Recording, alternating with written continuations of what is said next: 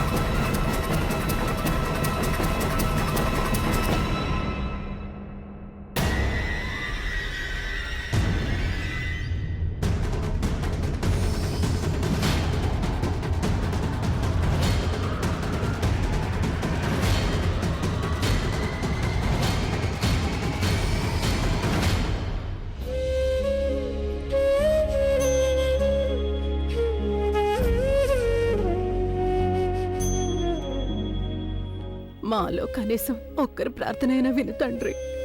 ప్రజ్ఞాని క్షేమంగా ఇంటికి తిరిగి పంపించు.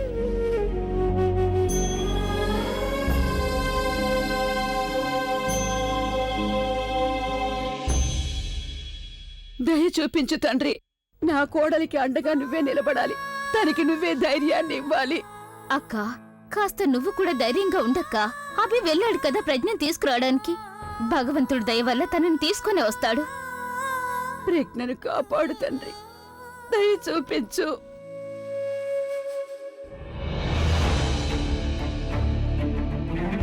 ఈ ఏరియా అంతా వెతికాను.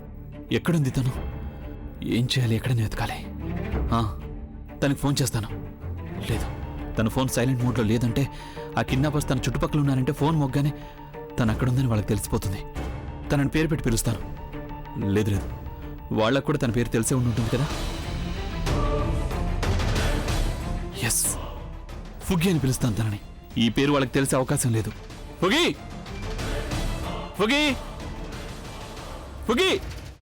అమ్మా, అలాంటి వాళ్ళది నిజమైన ప్రేమ కాదు, అది వ్యామోహం.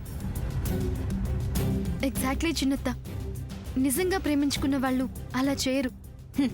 ఎంత మనసు విరిగిపోతే కన్న కూతుర్ని పట్టుకొని మా దృష్టిలో చచ్చిపోయా ఉంటుందా తల్లి? అది సరే అమ్మా, తన కూతురుతో తన మాట అనేటప్పుడు ఆమె మాటల్లో వ్యథ, కళ్ళల్లో బాధ గమనించావమ్మా? పెద్దబాబుకు బర్త్డే విషెస్ చెప్పు కూడా వెళ్ళాం కదా. ఊరికే ఎలా కాలిపోతుంది? మంట పెడితేనో పడితేనో తగలబడుతుంది.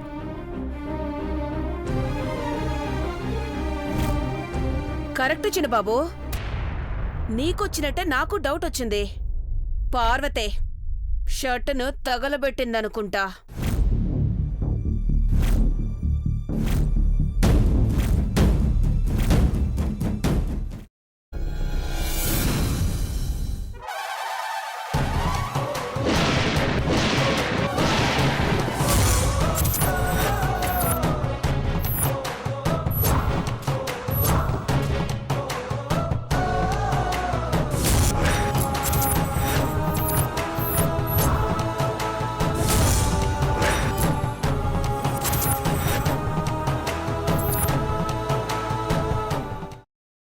తర్వాత పొట్టు తీసేసి చాప్ చేసి పక్కన పెట్టుకోవాలి.